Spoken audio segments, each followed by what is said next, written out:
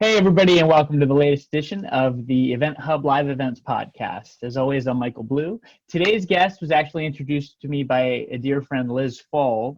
Today, I have Chris Ruggiero with Between Dreams Sessions. Chris is an experienced audio, visual, and live stream producer who's done over 100 video streams since COVID broke out. And I'm really excited to talk to him. A lot of folks have been asking us both from event organizers saying, how do I have my musicians do a professional performance? Should it be live streamed? Should it be recorded? And a lot of musicians have also been asking, what gear do I need? How do I do this in a way that's something that I can actually sell and get paid to do for events that are trying to go virtual? So Chris, thanks for being on today's podcast. I really appreciate it. Sure, thanks for having me.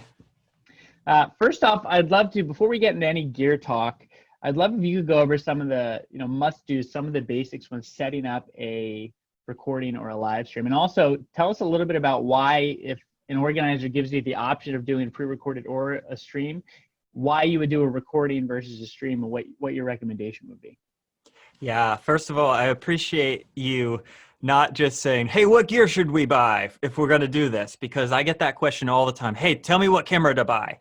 And it really comes down to, for me, I really like to think about it more as we're going to kick off here in kind of the fundamental, like, hey, let's think about we don't need to learn how to slam dunk before we learn how to dribble a ball. It's like, let's learn the fundamentals, the basics, so we have a ground floor to build on, and then build the bigger gear and studio or whatever else we need out of that.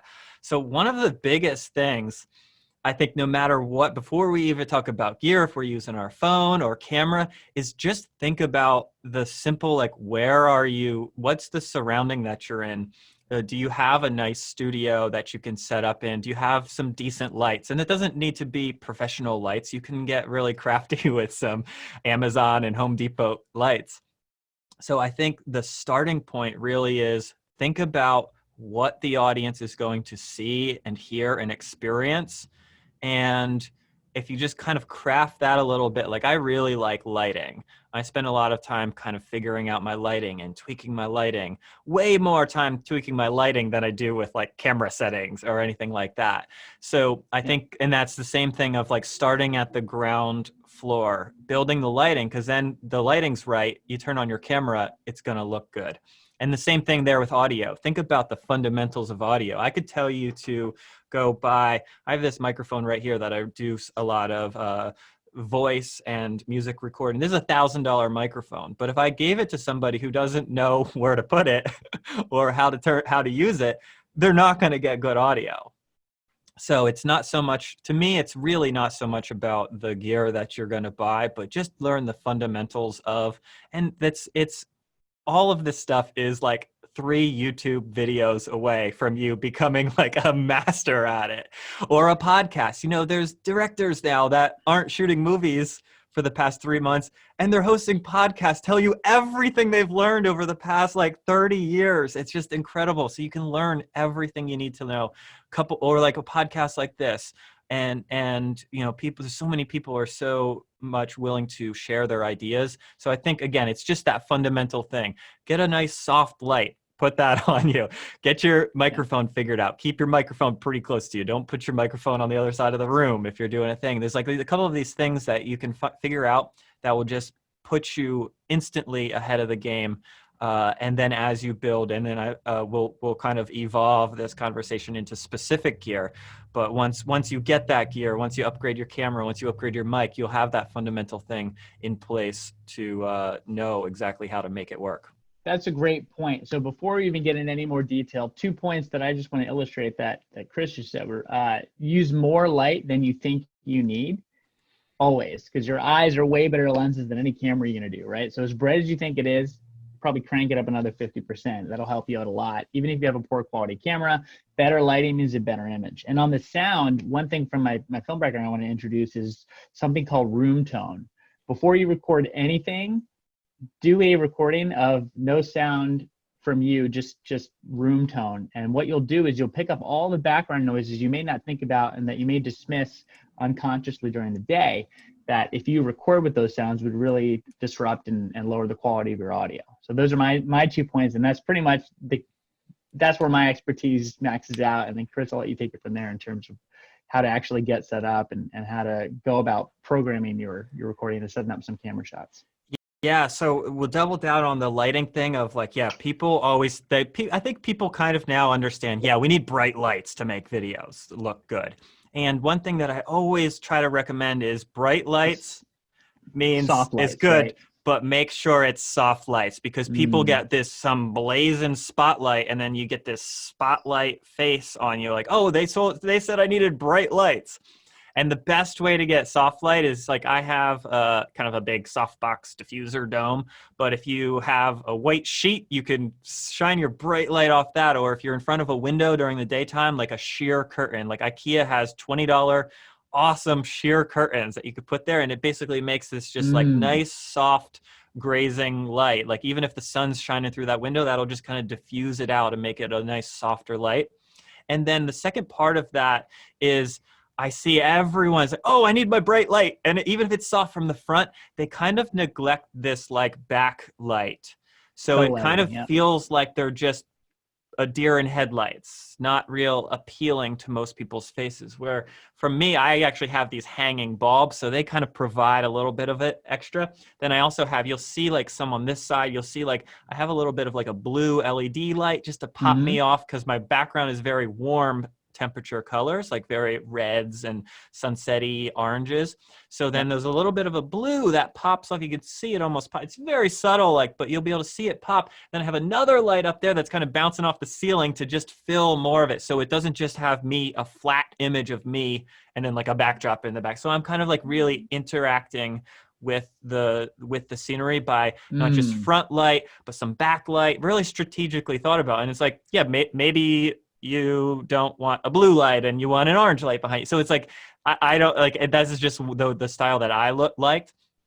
But the core part of that is there's not only light from the front, but there's some light from the behind, and then there's some Mm-hmm. just like things interacting with the set. It's like you think about a concert. When you see your favorite band, you see a lot of lights. You know, they have fog and you see the beams and all that. But and most people aren't going to have that for a live stream. But you can think about that like there's just as many lights coming from behind a live show as there are coming from the front, sometimes even more coming from behind, because that really like helps create that experience and pop things so it's not just like a flat Right. person standing on stage. That makes a ton of sense. So from the film side, we call it 3-point lighting. And I don't want to dive into too much detail here, but I'll share a link in our blog post as well that walks through 3-point lighting.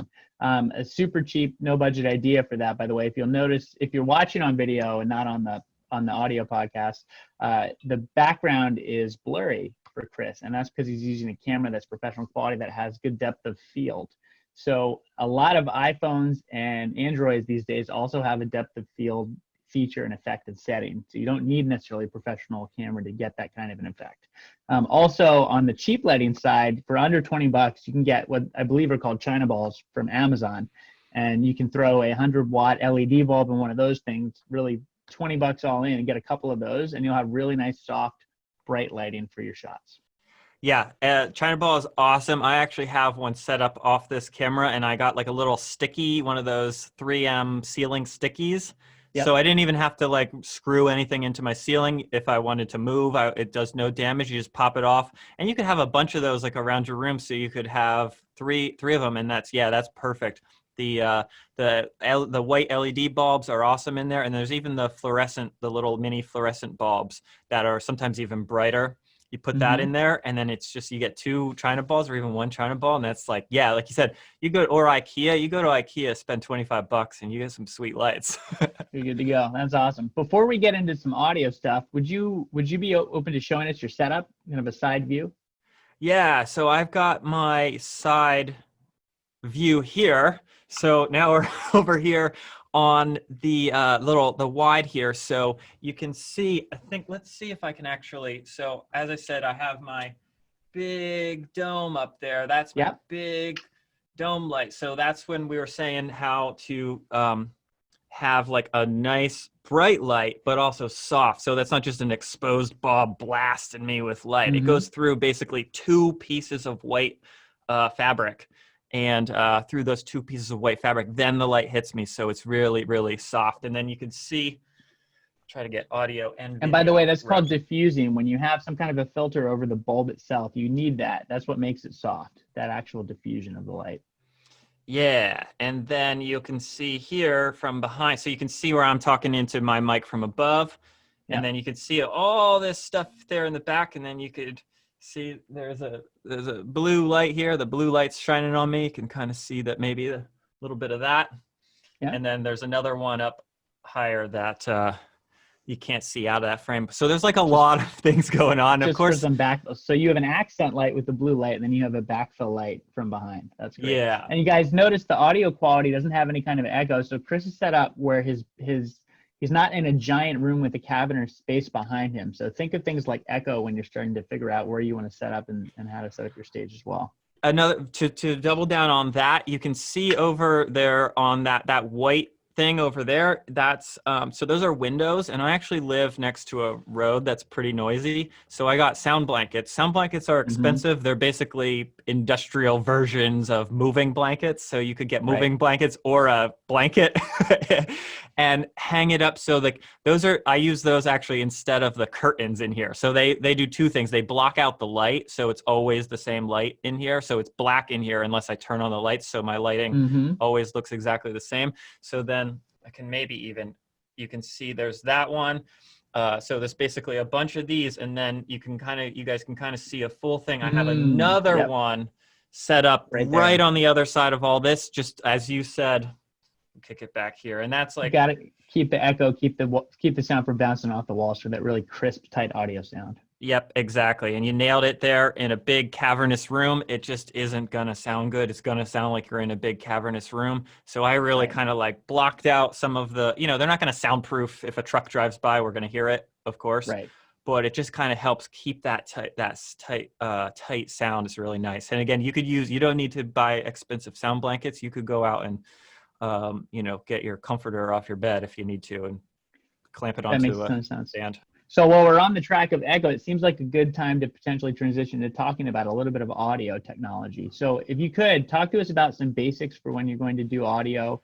I'd love to understand both how someone could do it if they don't have a lot of budget, if they're trying to really do everything that they can with something like a smartphone as a broadcasting base, and then maybe a higher end for folks that want to put something together that's a little higher budget that have a bunch of streams coming up.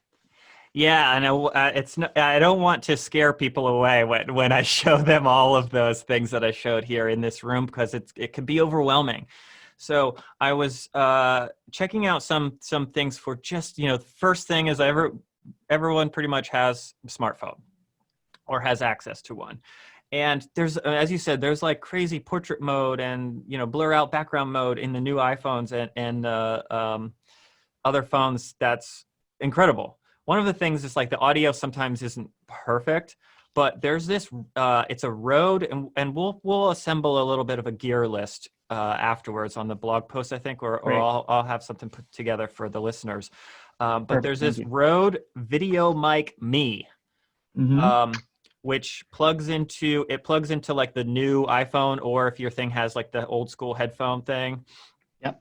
There's like two versions of it, and I think it's under $100.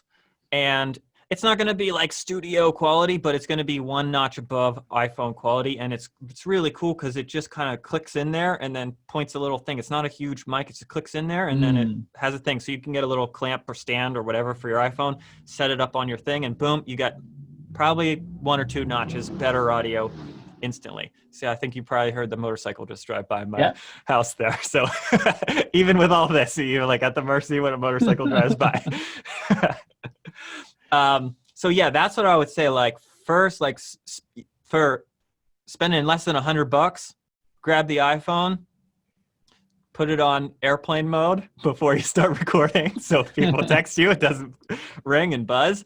And grab. And by the way, guys, think about that, because you'd be surprised how many people don't think about these things, and then they're doing a set and all of a sudden their phone starts ringing or something like that, and it ruins their whole take. And if that's a live show, it's really embarrassing. So really do think about all these pre-production things, and also do a dress rehearsal. By the way, I want to make sure we touch on that. Do a full sound check, video check, and an actual test recording if you're doing a pre-recording before you start doing the take, essentially. And if you're doing a live stream show, you've got to do a dress rehearsal. And you also have to do it during the same time of day if you're going to be live streaming, because you want to make sure that you're testing the bandwidth to make sure that people are not, like, for example, bandwidth can get crunched depending on how much of your neighbors are using bandwidth during the same time of day on that part of the grid. And if you're not testing the same time of day, you might find out that it works perfect at 1 a.m, but then when you go to do your show, your audio is chopping out and your video is chopping out and getting latency issues every other second. Yeah, and paired with that, it's so vital to make sure you're plugged into Ethernet into your computer instead of just going Wi-Fi. Like, yeah, it'll work on Wi-Fi, but you're at the mercy of, this important live stream being sent across your room on a wireless. There's just so many things that can get finicky with the interference of the Wi-Fi. So what I always recommend, like right now on this call, I'm hardwired into my router with an Ethernet cable. Then I don't need to worry about my Wi-Fi shutting down. Of course the internet could go down or something, but I eliminate a lot of problems just by making sure I'm hardwired in. And if a lot of people have new MacBook Pros that don't have an Ethernet cable port, but you can get the USB-C to Ethernet dongle for $20 or something, and then plug it in. And you can go to Staples or Best Buy online and order an Ethernet cable, a 25-foot Ethernet cable for probably $12. So it's And by the way, if you're using your phone as your camera, then there's ways to connect your phone to a computer to do this too. If you don't know this, at least there's plenty of cables and adapters out there to make your phone into a camera, but not rely on that for the Wi-Fi, because it's a lot harder to hook up an Ethernet to a phone. But you can use an iPhone as a camera, and it has a way better camera than just your webcam that's built into your MacBook. Yeah. There's and again, it probably starts to get a lot of things, but mostly try to the ground. So back to fundamentals, try to eliminate as many variables of things that can go wrong as possible. Can your internet go down? Can your Wi-Fi go down? Can your neighbor, are you stealing Wi-Fi from your neighbor? All these things that, try to limit the variables of things that can go wrong. And you can also there's places you can search a speed test, and you can figure that out if someone ever wants to, if they're like, oh, I have no idea what my speeds are. You can go on and find your speed tests and make sure they're pretty good. Because otherwise, I don't know, I think it looks good to me. You wouldn't know, but you can do quick speed tests and check it out.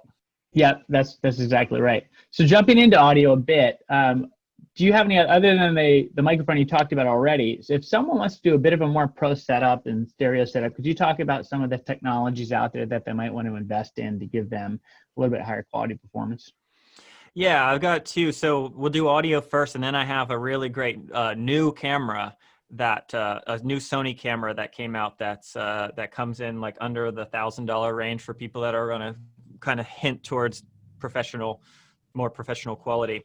And my main thing, let's back over to this wide real quick.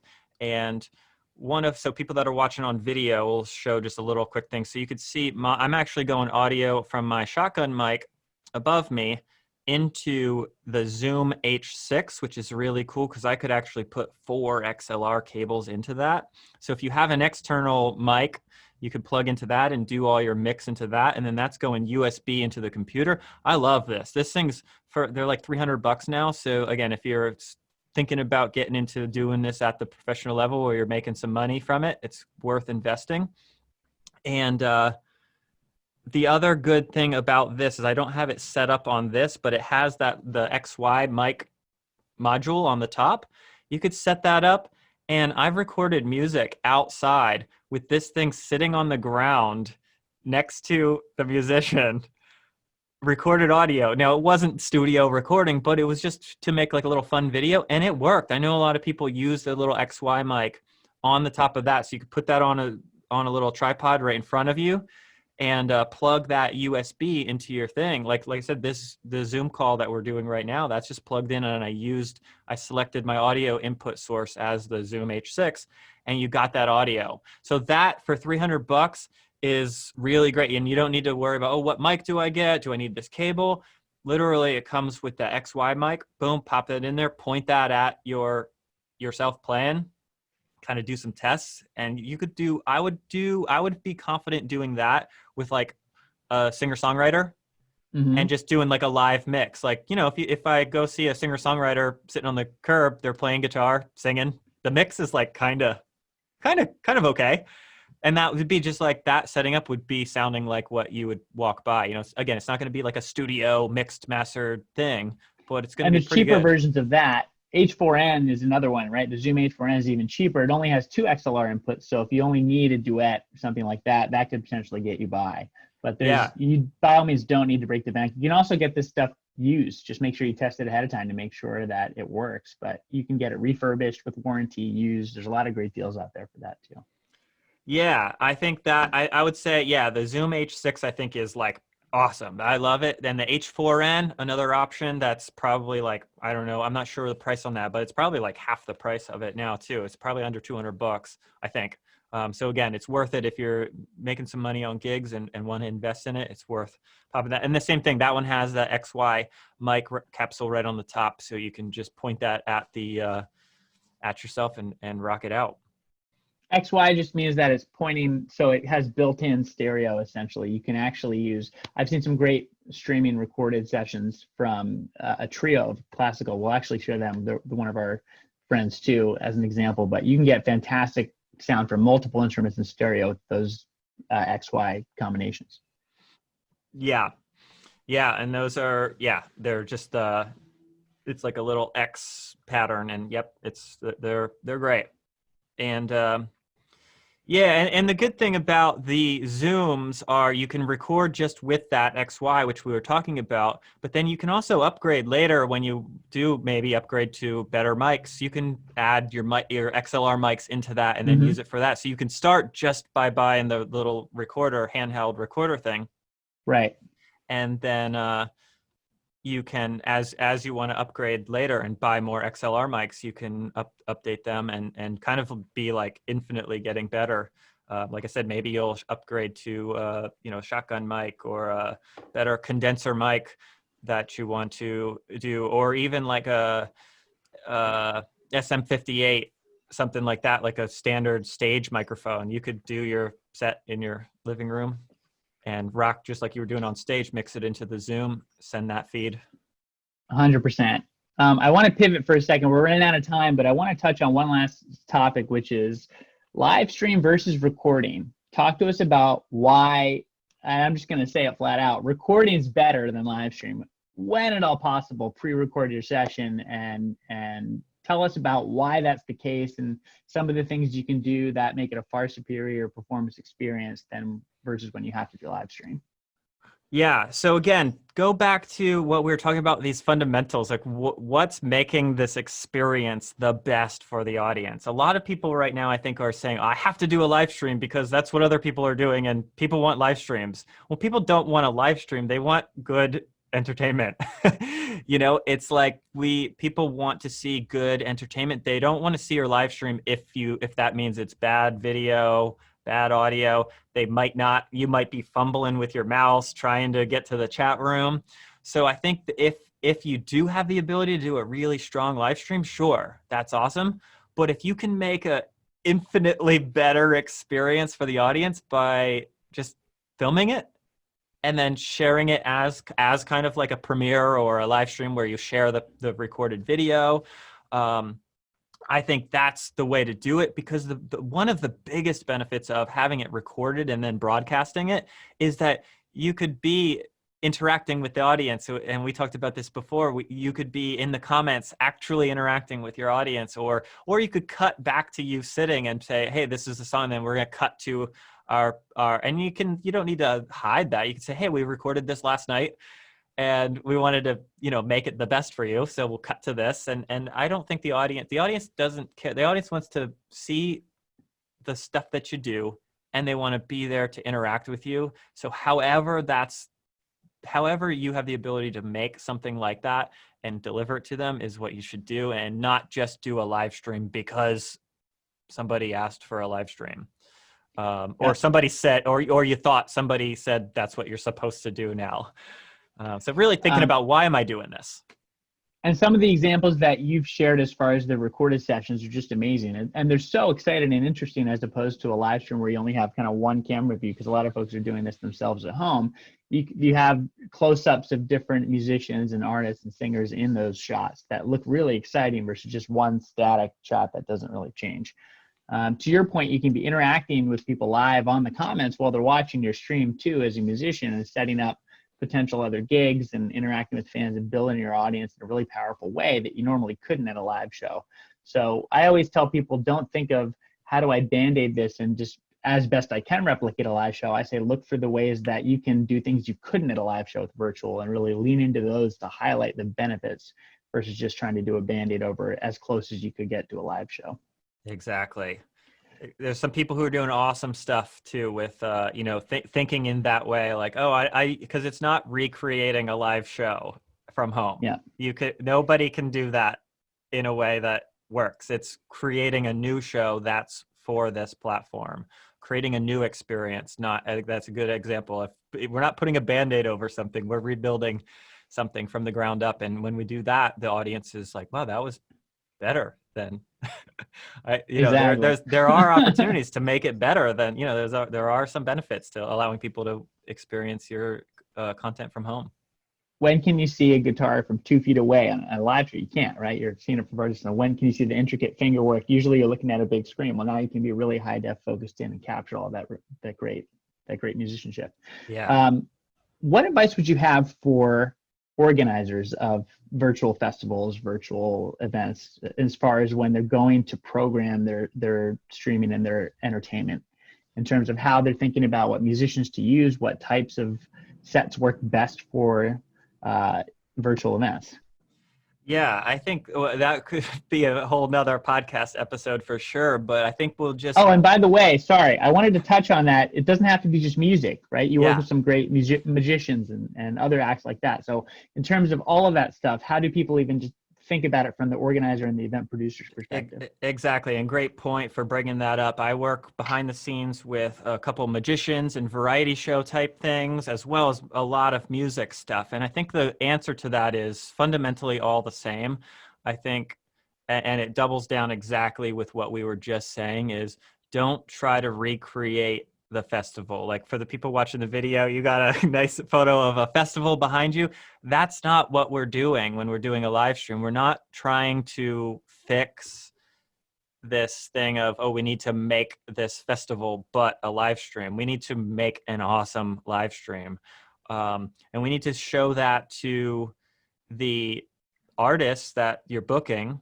Hey, like, they need to be, told that, like, hey, this is what we're creating. And I think that can be really well expressed to the audience and the ticket buyers and the attendees as well. Like, lay those expectations out. Like, hey, we're not trying to do a outdoor festival, but doing it on TV. Like, we've all seen since the 80s, like, broadcast live big shows. And it's like, okay, David Copperfield and things like that. Yeah. And it's like, okay, cool. Like, it's cool to see it on TV, but it's not quite really, it's not like going there to see it. So as you said before, it's like, create something that can only exist in that thing. And there's really cool things of giving people like VIP front row seats, where those are the people that get to interact with the show and ask questions, or in a magic show, those are the volunteers. And those tickets can be 3 times as much because there's only 12 spots. So there's some people who are going to really want that front row seat because they want to get called on to do the magic trick. So we do some stuff where we bring up the volunteers, and those are people in kind of like a backstage private kind of like room. And then the rest of the feed just gets broadcast out to the other attendees, where they don't get to participate per se, but they get to just watch the show. But they'll still be able to do live chat. There's so many things. They can still do the live chat on the side, but they're just not going to get called up.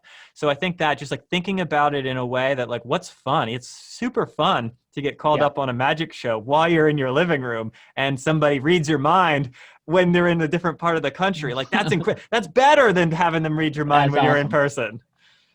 And same thing about the musicians. And for the musicians, like, the same thing is like, okay, you could have a Q&A with the musicians. Like, that's a really intimate, really nice experience that sometimes just doesn't happen in a live show because there's 7,000 people there. where you could have 7,000 people watching the stream, but you've got 15 people in the front row that get to participate and ask questions to the artists. And so it's like, so make the experience unique and interactive. Just because there's a screen doesn't mean that we don't get to interact. 100%. And the other thing to keep in mind is that a lot of musicians, the other thing to keep in mind is a lot of musicians and magicians, they're all doing this and figuring this out for the first time. And a lot of these people have never done these types of streams before the last few months as well. So the more you can educate and provide them with resources to set them up for success, the better product they're going to produce for your event. Chris, thanks so much for being on the podcast today. Where can people go to learn more about this stuff? Yeah, so one of my big projects right now is the Between Dreams sessions, which is my little series of musicians that I record. And some of it's right here in the studio, which is built in my living room. And now we're doing a lot of stuff outside now to safely record, where we're able to record some stuff now where it's like just two people outside and not ever really like getting really close. So we're doing some really cool stuff that's keeping up to all the latest guidelines and everything, but still producing really cool content. So betweendreamsessions.com is a good place for that. Well, thanks again for coming on. For those of you who are going to be checking this out in the blog post, or if you're checking this out just on audio on Spotify or iTunes, definitely go to the blog post. We're going to share a bunch of awesome, some of the fantastic work that Chris has produced in terms of those Between Dreams sessions.